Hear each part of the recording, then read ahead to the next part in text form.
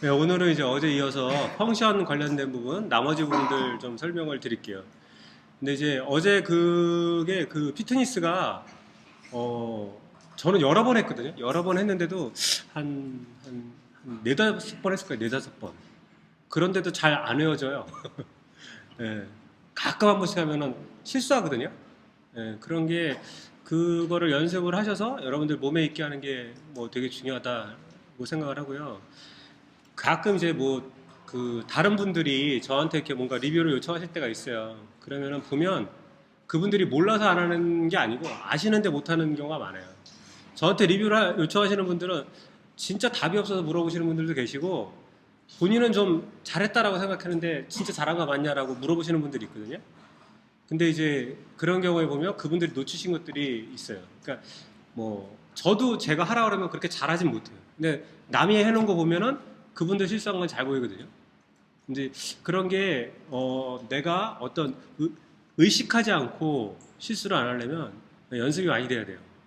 근데 이 연습이 왜 필요한 이유는 좀 전에 이제 말씀드렸던 건데 변화를 만들어야 되거든요. 변화가 TDD 되게 어려워요. 하다 보면 테스트 조금 하다가 프로덕션 가잖아요. 거기서 영원히 못 빠져나오는 경우가 대부분이에요. 처음에 테스트로 시작했어요. 한 세 줄 짜고. 근데 프로덕션을 갔어요. 근데 어느 순간에 보니까 자기는 테스트 코드는 없고 프로덕션 코드만 있어요. 이게 굉장히 비일비재하거든요. 그거 돌아오려면 굉장히 연습이 잘 돼 있어야 돼요. 근데 그 연습은 이제 무사들이 실제 전투에서 그 사람들 뭐 태권도 배우신 적 있죠? 이렇게 태권도 보면 품새 배우잖아요. 그 싸울 때 품새가 나와요? 싸울 때 품새 안 나오죠, 그죠? 그 연습이 덜 돼서 그렇대요. 무술 고단자들이 얘기하는 게 품새가 실전에 나오려면 굉장히 많이 연습을 해야 된대요. 근데 그 굉장히를 숫자로 보면 1000번 정도라고 얘기를 한대요. 1000번 정도 연습을 하면 위급한 상황에서도 내가 어떻게 해야지라고 머릿속에 담고 있던 게 나온대요. 좋은 변화는 얼만큼 힘드는 거냐? 개를 두 발로 걷게 하는 거예요. 개가 순간적으로는 두 발로 걸을 수 있어요. 그죠? 두 발로 걷는 개들 좀 보셨죠? 뭐 잠깐은 걷잖아요. 근데 계속 걷지를 못해요. 잠깐만 한눈을 팔거나 의식을 놓으면 집중하지 못하면 도로 네 발로 걷어요. 변화라는 거는 항상 퇴행하는 속성이 있어요. 나쁜 쪽으로 하는 건 되게 쉬운데 좋은 쪽으로 잘 안 가거든요. 그러니까 이제 그런 거를 항상 집중해서 의식을 하고 그 다음에 연습을 하고 이제 그런 부분들이 지금 요번에 오픈 세미나 하는 거에서 많이 필요한 것 같아요. 여기 있는 걸 다 아는 건 어렵지 않아요. 다 아는 거는 뭐 잘 이해 안 가면 물어보고 그래서 알 수 있어요. 근데 그게 내 몸에서 그냥 나오는 거는 그거는 굉장히 힘든 일이 되겠죠. 그래서 어저께 그 피트니스 리팩토링 꼭 다시 해보시기 바라고요. 네, 오늘은 코딩 시연은 안 할 거고요. 제가 오늘 오전에 딴짓을 하냐고 많이 바빠서 그걸 못했어요. 시연 준비를. 오늘은 이 어떤 아주 지저분한 코드가 있는데 이거를 어저께는 하나의 클래스를 뺐잖아요. 익스트랙트 메서드 오브젝트라는 걸로 하나의 클래스를 뺐어요. 오늘은 이거를 두 개의 클래스로 빼는 걸 보여드릴 거예요. 요것도 지금 이렇게 그 어제 기세에 있는 디귿에 있는 소스를 가져다 쓰실 수 있어요. 근데 제가 요거에 대해서 시연 동영상을 만들면 요걸 기덧배다 올려놓을게요. 예. 그러면 이제 그때 받아서 해보실 수 있을 거예요. 여기 보면 이제 원래 코드를 이제 볼게요.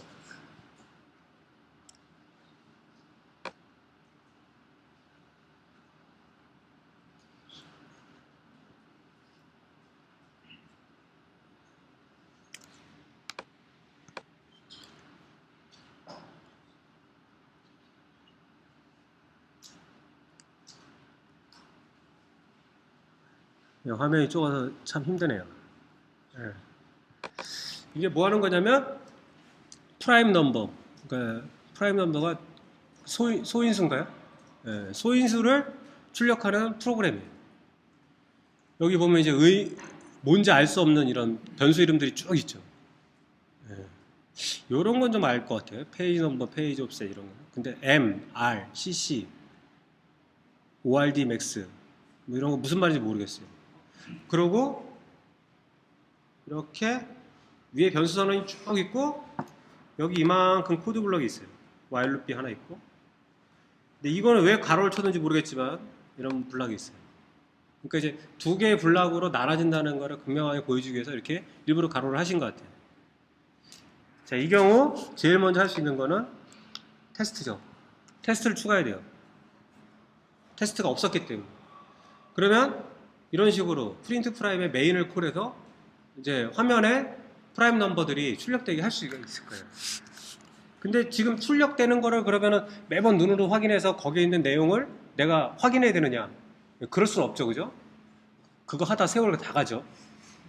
그래서 여기 보면 이제 이런 파일을 추가를 해요. 이 파일이 뭐냐면 아까 그 메인을 호출했을 때 화면에 출력된 그 내용이에요. 그거를 파일로 저장을 해놔요. 그 다음에 테스트를 추가하는데 테스트 이렇게 바꾸는 거예요. 여기 보면 비포는 이제 이 테스트라는 메서드들이 호출되기 전에 호출되는 뭐 테스트 픽스처라고 부르잖아요. 얘에서 보면 이 프린트 스트림이라는 필드 베리어블로 시스템.out을 저장해 놓고 시스템.out을 요 파일로 리다이렉션을 시켜놔요. 바꿔치기를 해요. 그런 다음에 이제 테스트가 종료되면 호출되는 이 애프터에서는 시스템.out을 원래대로 복구를 해놓고요. 그 다음에 요 리드라는 파일, 임시 파일을 만들었던 거를 지우는 작업을 해요. 그리고 실제 테스트에서는 보면 어떻게 하냐면 호출을 해요. 호출을 하면 화면에 찍을 거잖아요. 근데 이제 화면이 아니고 여기서 갈아 끼워 놓은 이 파일로 라이트가 되는 거예요. 그런 다음에 그 파일하고 아까 만들어 놨던 그 골드 파일 있죠? 원래 화면에 출력됐던 파일. 그 두 개를 라인 바이 라인으로 비교를 하는 거예요. 그러니까 이게 캐릭터라이제이션 테스트 하나예요. 그러니까 실제로 이 코드가 어떻게 동작하는지 보기 위해서 화면에 그냥 뿌렸어요. 그 다음에 뿌렸던 거를 앞으로 나는 이런 값이 나오길 기대해 라고 파일로 저장해 놓고 호출할 때마다 나온 결과랑 그 저장해 놓은 파일을 비교하는 거예요. 예. 이런 게 이렇게 테스트하는 거는 좀 쉽겠죠, 그죠? 예.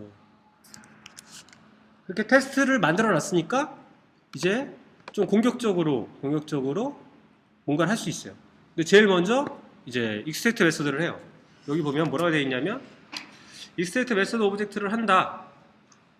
그래서 아까 그 큰 메소드는 일련의 변수들을 갖는 하나의 큰 함수이다. 이런 경우 하나 이상의 클래스가 숨어 있는 거다. 지난 시간에 말씀드린 대로.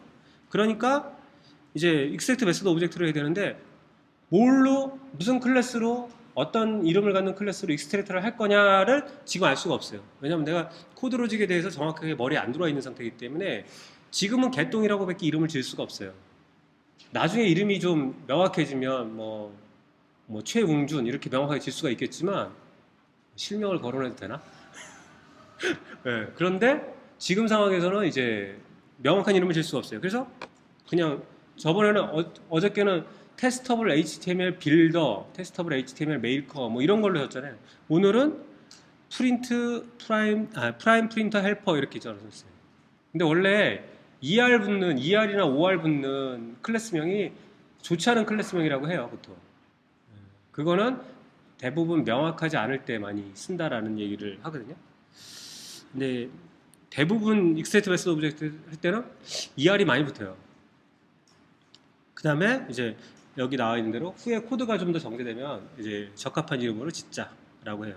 익스트랙트 메소드 오브젝트를 하면 이제 바뀐 게 그거죠. 이 메인에 이렇게 크게 있던 함수가 그냥 요 클래스의 인보크로 다 들어가고 클래스가 하나 생기는 거죠.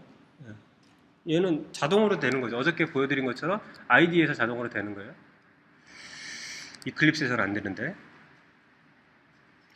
그 다음에 보면 이거는 지금 여기 얘가 이제 인보크 메소드가 스태틱으로 되어 있는데 이제 스태틱을 제거한 거예요. 그 부분이 있고요. 그 다음에는 어저께 말씀드린 것처럼 익스트랙트 메소드를 한 다음에 메소드 오브젝트를 한 다음에 제일 많이 하는 거는 거의 그 함수에 사용된 함수에서 정의한 변수들을 그냥 다 필드 베리어블로 옮긴다라고 생각하시면 돼요.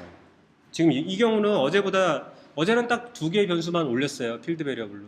근데 오늘은 보면 다 올려요. 여기 있는 이만큼을 다 올려요. 근데 이거를 나눠서 커밋한 이유는 올릴 때마다 지금 요게 없어졌거든요. P가 넘버 오브 아니죠. M이죠. M이 넘버 오브 프라임스로 바뀌었어요. 그러니까 지금 이 테스트를 돌리면 1000개의 프라임 넘버를 만드는 거예요. 근데 지금 M이라는 게 이게 의미가 없잖아요.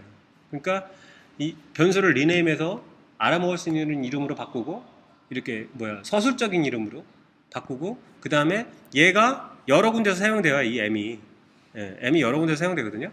그러니까 이런 거를 필드 베리어블로 올리면 나중에 함수로 잘게 잘랐을 때 그 함수들을 호출할 때 인자로 달고 다니는 그런 불편함이 없어지겠죠. 그래서 여기서부터 쭉 해갖고 얘까지 여기까지 계속 익스트랙트를 해요. 여기 보면 계속 익스트랙트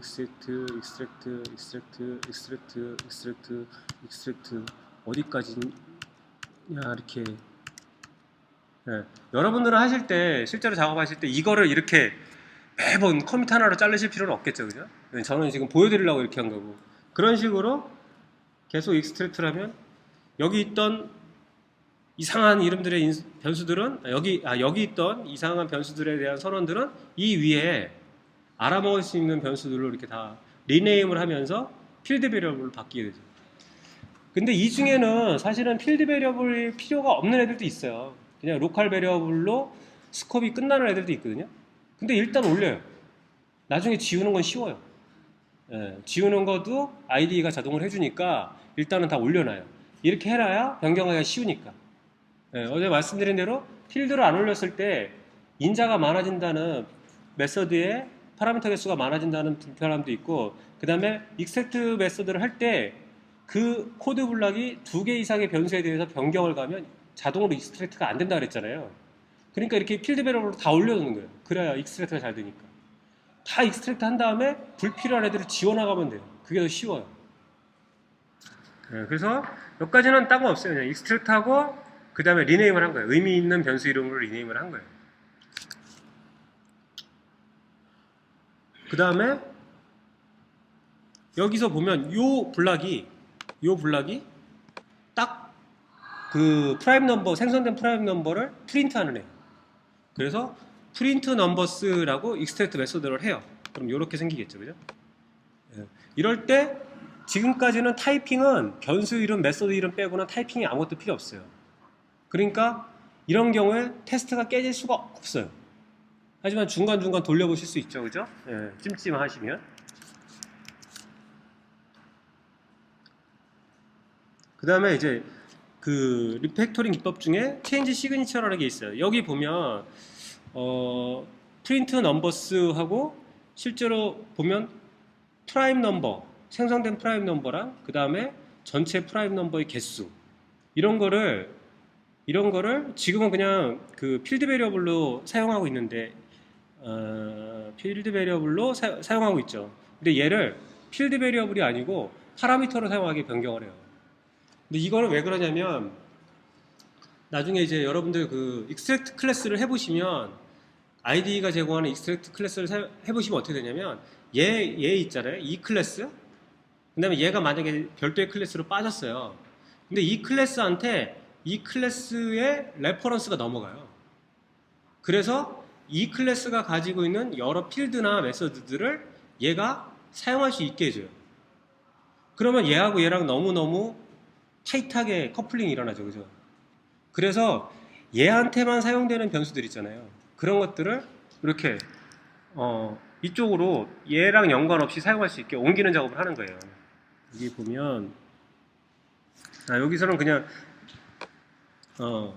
얘가 사용하는 프라임스 여기 지금 프라임스를 쓰고 있죠. 어디 있나요?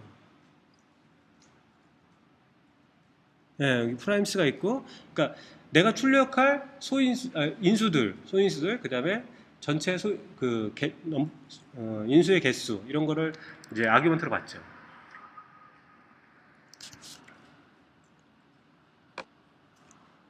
그 다음에 리네임을 해요. 여기에 프라임스보다 이제 뭐 넘버스로 하는 게 좋겠다라고 해서 이제 리네임을 하고 있어요. 프라임스보다 넘버스가 더 알아듣기 좋겠죠. 얘는 프린트하는 애는 그게 프라임 넘버인지 아니면 그냥 넘버인지 별로 상관없죠. 그 다음에 여기도 또 스태틱이 있는데 스태틱을 제거하는 작업을 해요. 여기 클래스에서 스태틱을 제거하는 작업. 이거는 뭐 그냥 하면 되는 거였고요. 네. 그 다음에 이제 여기 보시면 이제 튜닝을 해서 메서드를 이렇게 지금 보면 인보크가 보이드였어요. 근데 인보크가 이 프라임 넘버를 리턴하게 바꾸는 거예요. 자기가 생성한 프라임 넘버를 리턴하게. 그리고 직접 프린트를 호출했는데 프린트를 직접 호출하는 대신 여기서 호출하게. 그래서 얘가 그 프린터 헬퍼라는 거에 인보크 메서드랑 그 다음에 프린터 헬퍼라는 거에 프린트 넘버스, 이거에 대한 클라이언트가 되는 거죠. 얘가 이 인보크 메서드가 인보크만 하면 프린터도 되게 하는 게 아니고, 그러니까 이게 뭐 저번에 한번 첫 시간에 말씀드렸던 CQS 커맨드 쿼리 세퍼레이션하고 비슷하겠죠. 예를 들어서 프라임 넘버를 제너레이트 하려면 무조건 프린트를 해야 돼. 또 프라임 넘버를 프린트 하려면 무조건 다시 제너레이션 해야 돼. 이거는 지금 말이 안 되죠, 그죠? 나는 프린트만 다시 하고 싶어, 난 제너레이션만 다시 하고 싶어, 그럴 수 있잖아요. 그러면 그때마다 요 메서드를 카피해서 그걸 뭐 뺀 걸 만들고 뭐 이럴 수는 없잖아요, 그죠? 그러니까 그런 디펜던시는 안 좋은 거예요. 그냥 타이트하게 붙어 있는 거는 이제 끄는 거죠, 지금. 그 다음에 자, 익스트랙트 메서드 오브젝트를 하기 전에 이거를 그 바완 씨가 원래 하신 거를 그대로 따라가면 갑자기 확 바뀌는 애들이 있어요. 이제 그분은 이제 컨텍스트가 있으셔서 막 바꾸는데 저는 그게 안 되더라고요. 그래서 미리 좀 사전 준비를 한 다음에 아이디의 기능을 극대화하는 방향으로 좀 진행을 해봤어요.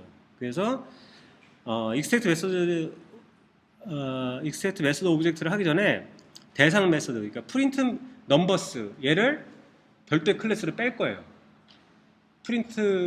프라임 넘버 프린트 프라임 헬퍼, 거기서 요 프린트 메서드만 별도의 클래스로 뺄 거예요. 근데 빼기 전에 얘가 사용하는 필드 변수들 중에 그 메서드에만 사용되는 필드 변수들이 있어요. 그러니까 전체 필드 베리어블 중에 프린트 넘버스에서만 사용하는 필드 변수들, 그거는 가급적이면 프린트 넘버스에 그 선언이 되면 좋잖아요. 제너레이트 하는 쪽에서는 사용을 안 하는 거니까. 그러면 근데 그들 중에 파라미터 처리가 필요한 변수가 있고, 파라미터가 아닌 파라미터로, 그러니까 프린트 넘버스에 파라미터로 사용될 변수들이 있고, 파라미터로 사용 안 될 변수들이 있어요. 그래서 파라미터로 사용될 처리가 필요한 변수들은 로컬 변수로 필요한 변수들은 파라미터로 냅두고, 파라미터가 아니어도 되는 변수들, 그냥 고정값이야, 그런 거는 그냥 프린트 넘버스에 로컬 변수면 되잖아요. 그래서 걔네들은 로컬 변수로 옮기는 작업을 해요. 그럴 때 제가 이클립스가 안 쓴 지 1년도 안 됐는데 지금 생각이 안 나는데, 인텔리제이는 필드 변수들이 색깔이 다르게 보여요. 보라색으로 보여요. 보라색으로. 여기 보시면 이런 식으로. 아마 이클립스도 그랬던 것 같은데 이렇게 색깔이 달라요. 그러니까 요 메서드에서만 사용하는 요 보라색들에 대해서, 그죠? 요 보라색들에 대해서 파라미터 처리가 필요하다면, 파라미터로 전달받아야 되는 것들이라면 여기에 파라미터로 선언을 하고, 그렇지 않다면 이렇게 로컬 변수로 그냥 선언을 한다는 얘기예요. 그 작업을 하면 어떻게 되냐면, 여기 이렇게 있던 애들, 라인스 퍼 페이지, 컬럼스, 페이지 넘버 뭐 이렇게 쭉 있잖아요. 얘네들이 일리 내려와요. 일리 내려와서 라인스 퍼 페이지, 그 다음에 컬럼스 뭐 이런 애들이 지금 파라미터로 바뀌었어요. 그래서 이 메서드에서는 이 클래스에 사용된 필드 베리어블 중에 얘가 사용 안 하고 지만 사용하는 거는 로컬 변수나 파라미터로 바꿔버리는 거예요. 이거는 되게 기계적으로 바꿀 수가 있어요. 보라색에 대해서 여기랑 두 군데 사용되는지, 여기서만 사용되는지 보시면 되고, 여기서만 사용되면 로컬 변수로 만들면 되고, 그렇지 않으면 그냥 여기 파라미터를 넣고 그다음에 얘를 호출하는 데서 그거를 파라미터로 사용하기 위해서 변수선을 위로 올리면 돼요. 그죠? 예, 그렇게 하면 이거를 IDE가 그런 디테일한 걸 다 해주지는 않지만 거의 기계적으로 하실 수 있어요. 그렇게 하면 프라임 여기 프라임 프린터 헬퍼에 있는 이 프라임 넘버스 메서드가 넘버 프린터라는 거에 익스트랙트 메서드 오브젝트로 빠져버리게 됩니다. 그러면 네, 이렇게 되는 거죠. 이런 새로운 클래스가 나오는 거죠. 메서드 하나가 이런 새로운 클래스로 나온 거예요. 그 다음에 이제 파라미터 처리하는 부분들이 있어요. 여기서 지금 얘가 컨스트럭터로 하나, 둘, 셋, 네 개를 받았어요. 근데 이 컨스트럭터로 전달받는 거는 뭐냐면 이 객체가 살아있는 동안에는 변경되지 않는 값들이 컨스트럭터로 전달돼야 될 거예요. 근데 메서드 호출될 때마다 변경돼야 되는 값들 있잖아요. 예를 들어서 지금 넘버스, 넘버 오브 프라임즈. 그러니까 내가 지금 출력할 프라임 넘버의 개수, 그 다음에 프라임 넘버의 어레이. 이거는 내가 프린트를 호출할 때마다 바뀌겠죠. 예, 요번에는 100개짜리, 그러면서 프라임 넘버의 어레이, 요번엔 1000개짜리, 그 다음에 프라임 넘버의 어레이. 바뀌겠죠. 그죠?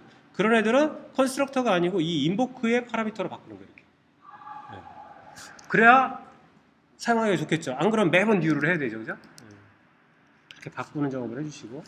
그럼 뭐 얘는 아까 컨스트럭터에 있던 4개 중에 2개가 인보크의 파라미터로 가는 거죠. 그 정도의 변경이 있는 거죠. 그 다음에 보면 여기 얘가 필요가 없어요. 굳이 여기서 new 해서 만들 필요가 없어요. 이 위에서 그냥 new 해서 얘를 그냥 직접 콜하면 되죠. 그죠? 근데 이거는 그냥 여기다 대고 inline 하면 그냥 이렇게 바꿔줘요. IDE가 inline 하면 여기 있는 거 지우고 이 위로 올려줘요.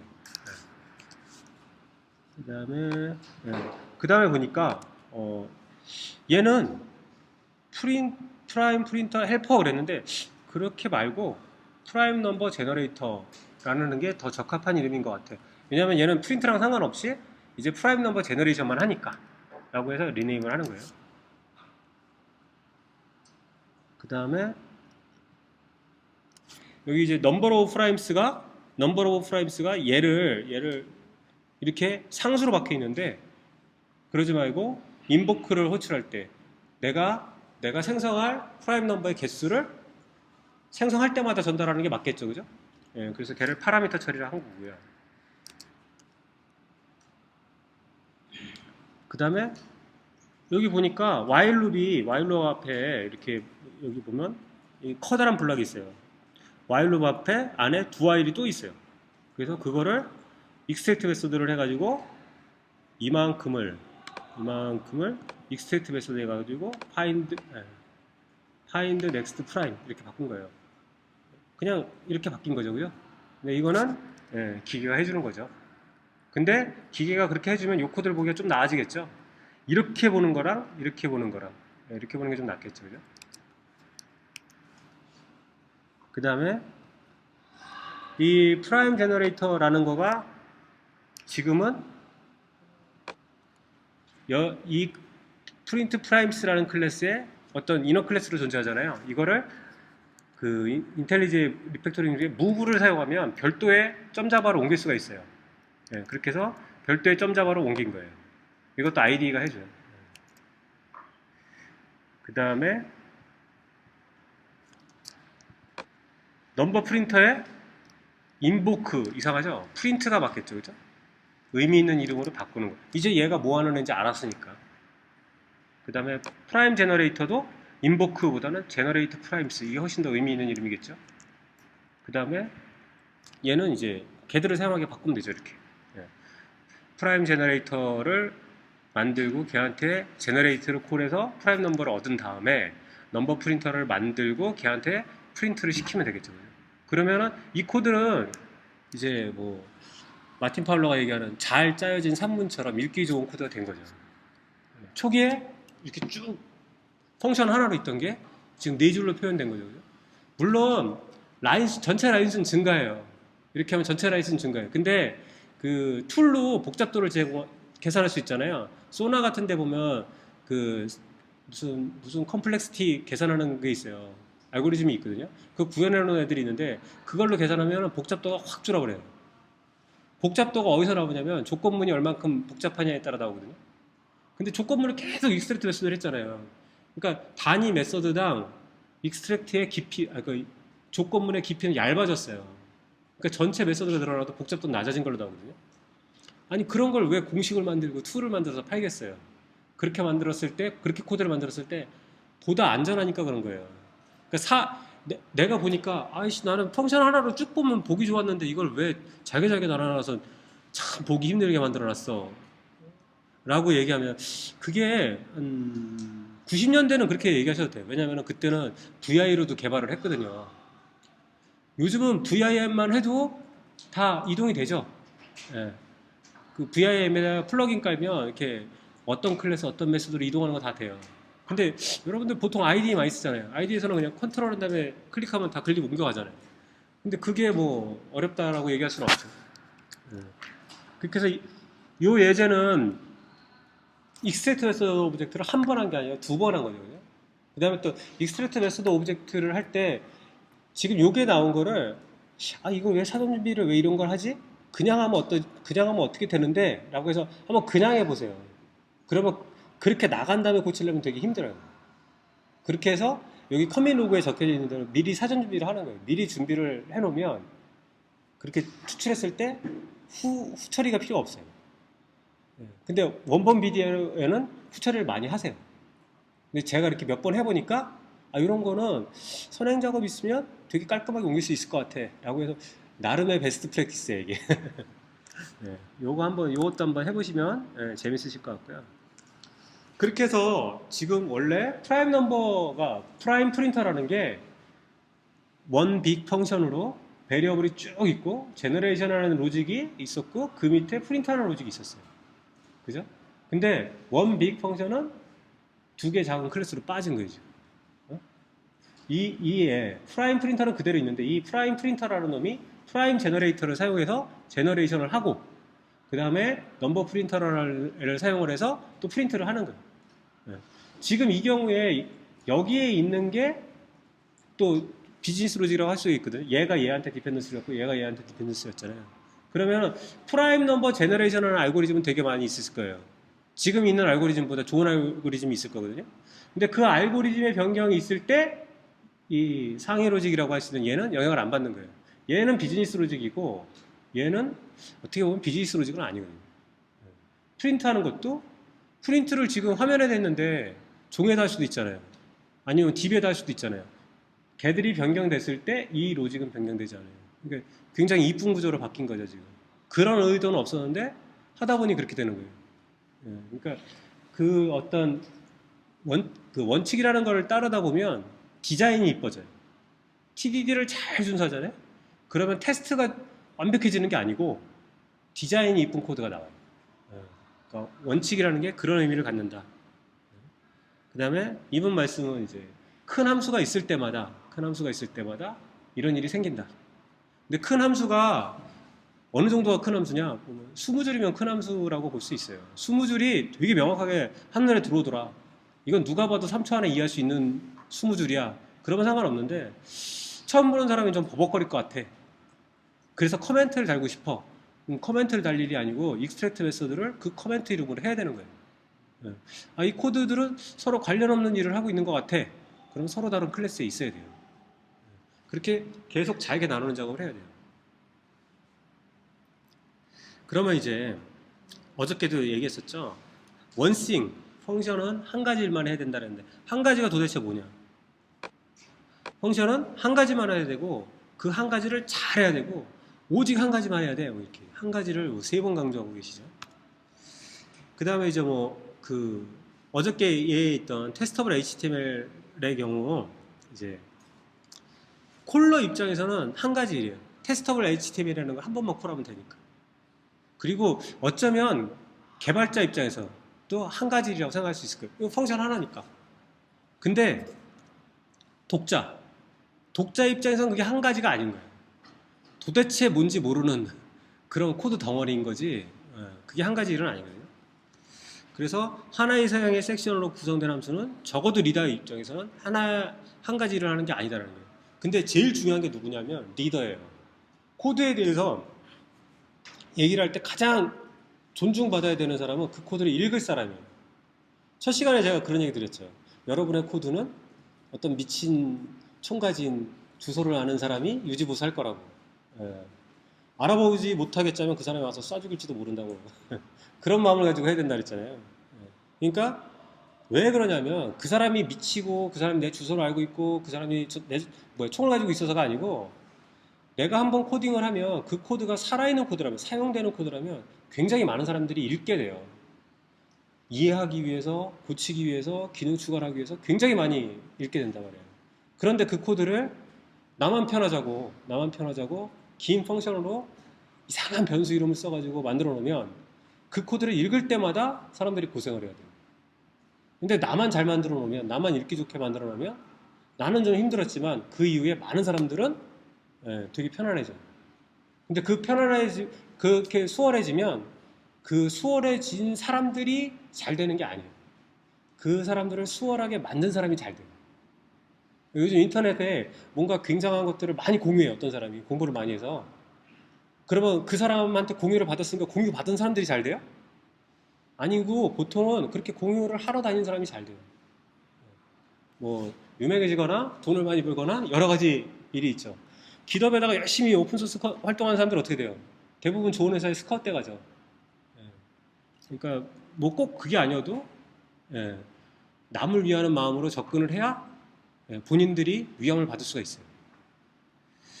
그래서 다시 얘기하면 큰 함수를 쪼갤 때 이제 흥미로운 일이 발생하는데요.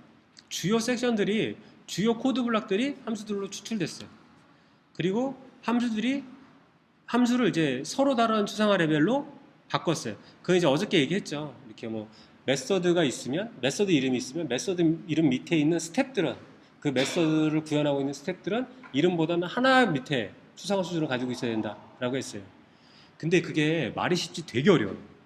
왜냐하면 추상화 수준이라는 게 딱 정확하게 자로 잴 수 있는 게 아니에요. 굉장히 불분명해요. 퍼지한 부분이 있어요. 어떤 사람은 이거 같은 추상화 레벨인 것 같은데 라고 하지만 어떤 사람은 아닌 것 같은데 그럴 수 있단 말이에요. 네. 그러면 도대체 어떻게 하면 그런 추상화 수준을 맞출 수 있느냐? 이 방법밖에 없다라고 얘기를 하고 있어요. extract till you drop. 그러니까 네가 포기할 때까지 extract 하는 거야. 그러는 거예요. 그러니까 포기할 때가 언제냐? extract를 했더니 메서드 이름하고 스텝하고 추상화 수준이 다르지가 않아. 같아. 단지 메서드 이름이 밑에 있는 스텝을 재인용하고 있어. 리프레이징하고 있어. 뭐 어저께 그런 거 있잖아요. include setup and teardowns, if test page and include content 뭐 이런. 그냥 밑에 있는 스텝을 그대로 읽는 거잖아요. 그 상황이 되기 바로 전까지 익스트랙트를 해야 된다라는 얘기예요. 그러면 4줄 이내의 함수들로만 이루어진 클래스가 될 거다라는 거고, 이렇게 되면 뭐가 좋으냐? 메서드가 되게 많겠죠, 그죠? 그러면 그 메서드를 그룹핑을 할 수가 있어요. 아, 얘네들은 고객이라는 애들만 위해서 사용되네? 얘는 관리자들만 위해서 사용되네? 근데 그게 같은 클래스 있으면 안 되거든요. 이제 그거에 대해서 나중에 배울 건데, 그거를 분리하기가 쉬워요. 작은 메서드로 돼 있으면. 근데 큰 메서드로 돼 있으면 메서드 하나가 이거는 고객도 사용하고 이건 관리자도 사용해. 이런 경우가 생길 수가 있어요. 그럼 분리하기가 어려워요. 네. 그런 것도 있고요. 그 다음에 중괄호가 보이면 요거는 익스트랙트 해야 되는 대상이 아닌가? 라고 의심해 보시는 게 맞고요. 그래서 얘는 항상 익스트랙트 할 기회다 라고 보시면 됩니다. 네, 오늘은 빨리 끝나는 게 아니네요. 네, 빨리 끝날 것 같은. 그래서 다시 보면 이제 펑션은 누누이 강조하지만 작아야 된다. 그리고 작을 수 있는 것보다 더 작아야 된다. 뭐 이런 얘기를 하고 있고요. 이름을 잘 지어줘라. 이름을 잘 지어주면 당신뿐만 아니라 모든 사람의 시간을 절약해준다. 이 이름이 이정표 역할을 하고 코드를 이해하기 위한 내비게이션 역할을 한다. 뭐 이런 얘기가 있는데, 근데 이름이 처음부터 잘 떠오르냐? 잘 안 떠올라요. 실제 사람들도 뱃속에 애가 있을 때 태명을 짓잖아요, 그죠? 그게 뭐 딸인지 아들인지도 모르는데 뭐 철수라고 질 수도 없고 영이라고 질 수도 없고 뭐 이런 것도 있을 거고 감이 없을 거야, 아마 안 봤을 때는. 근데 이제 실제로 저는 진짜 애가 좀 큰 다음에 이름을 줬으면 좋겠어요. 그럼 그놈이 그놈이 어떤 놈인지 잘 알 수 있을 거니까. 예. 근데 저는 이제 그 얘기를 되게 많이 하거든요. 그 코드를 할 때, 야, 이게 이름이 왜 이래? 이름이 이게 무슨 뜻인지 모르겠어. 문법이 틀렸어. 스펠링이 틀렸어. 이런 얘기를 되게 많이 해요. 근데 일단 문법하고 스펠링은 틀리지 마셔야 되고, 그 문법 책이나 이런 거 찾아봐서 맞았으면 좋겠고요. 그 다음에 처음에는 의미 있는 이름을 못 지을 수가 있어요. 근데 그거 처음에 의미 있는 이름을 짓자고 많이 생각을 하잖아요. 그거가 잘못될 수가 있어요. 왜냐면은 내가 지금 굉장히 고민해서 아무것도 없는 거에 대한 의미 있는 이름을 쳤어요. 근데 구현하다 보니까 바뀌어. 그러면 바꿔야 돼, 또 이름을. 그러니까 처음에 내가 가진 정보는 없단 말이에요. 거의 없어요. 그럴 때는 무의미한 이름을 지을 수밖에 없어요. 아주 제너럴한 무의미한 이름. 그러다가 내가 가진 정보, 코드를 통해서 얻어진 정보나 요구사항을 계속해서 나오는 요구사항이나 이런 걸 통해서 얻어진 정보가 충분할 때 그때 이름을 명확하게 짓는 게 좋은 것 같아요. 네, 다 한 얘기고요. 네, except till you drop 이게 제일 중요한 거죠. 그 다음에 should do one thing, do it well, do it only 이거 중요한 거고요. 그 다음에 아유 더 같네요. 여기까지네요, 그죠? 네, 여기까지고요. 네, 오늘은 이걸로 마치겠습니다. 수고하셨습니다.